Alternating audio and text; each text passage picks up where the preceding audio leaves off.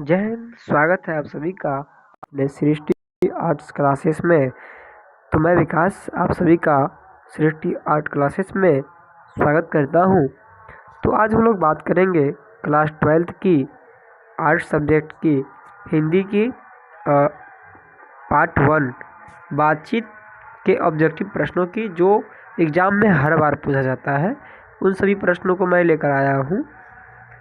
Part 1 है आज, और ये क्लास आपको प्रतिदिन एक एक क्लास आपको मिल जाएगा।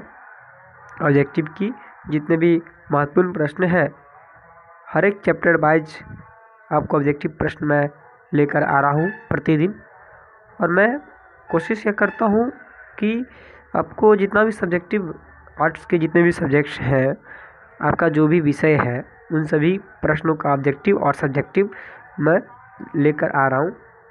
तो आज का क्लास है हिंदी के महत्वपूर्ण प्रश्न BBI ऑब्जेक्टिव क्वेश्चन 2025 के लिए, जो इस बार एग्ज़ाम देने वाले हैं वो इन सभी प्रश्नों को ज़रूर कर लें, क्योंकि यहीं से प्रश्न जो है बोर्ड एग्ज़ाम में आता है।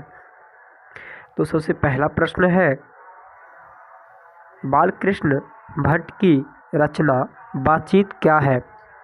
तो आपको पता होगा, जब आप विस्तार से पढ़े होंगे बातचीत कहानी को, तो इसमें आपको पता होगा कि बातचीत जो है यह एक निबंध है।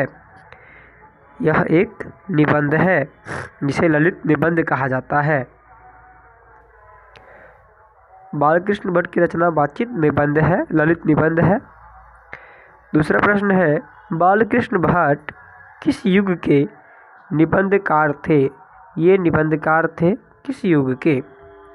तो इसका राइट आंसर हो जाएगा भारतेंदु युग हो जाएगा इसका राइट आंसर। तो तीसरा प्रश्न की हम बात करेंगे, मनुष्य की बातचीत का उत्तम तरीका क्या है? मनुष्य की जो बातचीत का उत्तम तरीका क्या है? तो इसका राइट आंसर क्या हो जाएगा? इसका राइट आंसर हो जाएगा अवाक होकर अपने से बातचीत करना। इसका राइट आंसर हो जाएगा option D is the right answer हो जाएगा। अवाक होकर, स्वतंत्र होकर बातचीत करना, यही असल बातचीत है।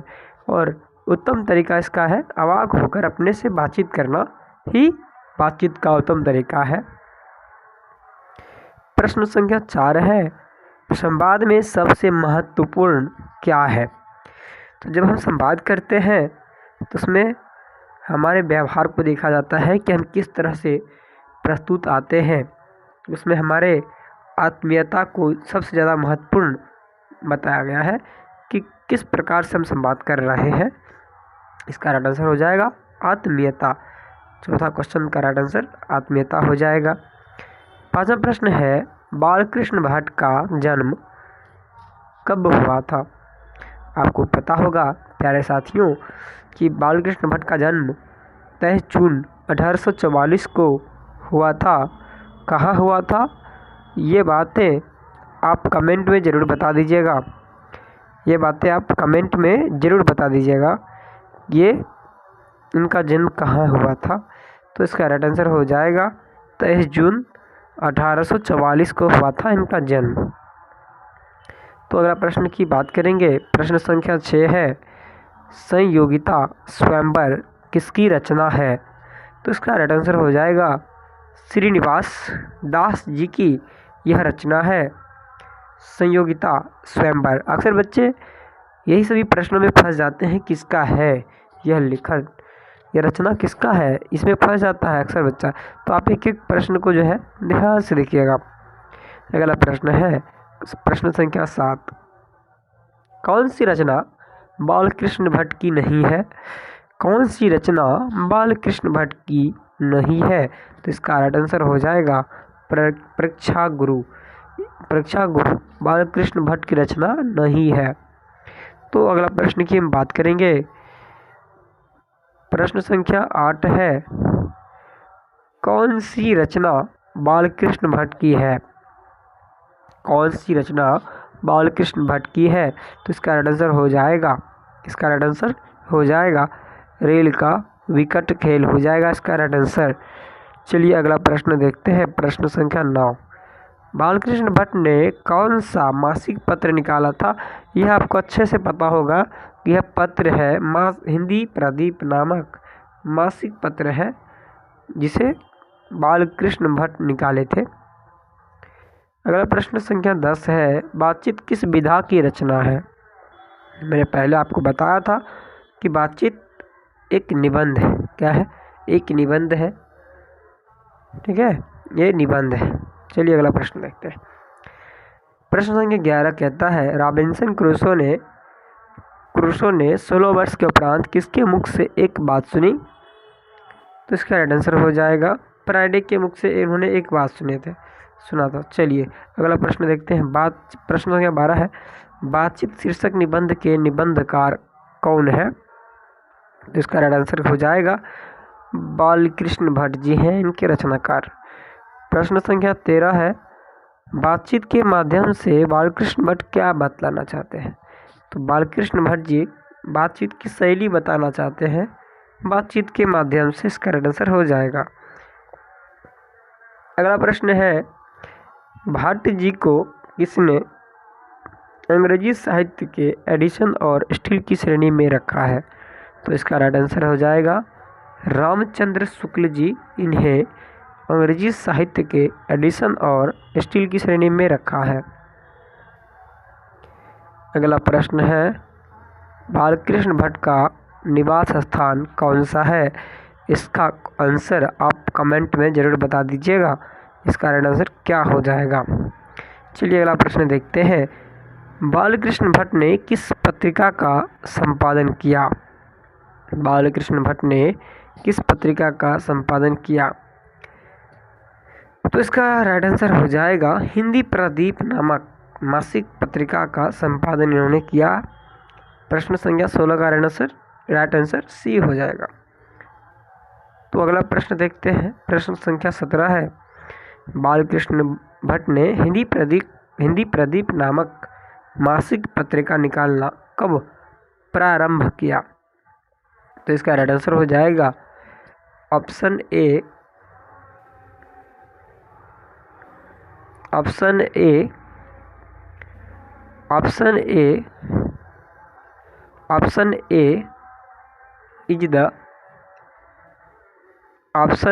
17 नंबर प्रश्न का आंसर हो जाएगा ऑप्शन ए 1877 ईस्वी में हुआ।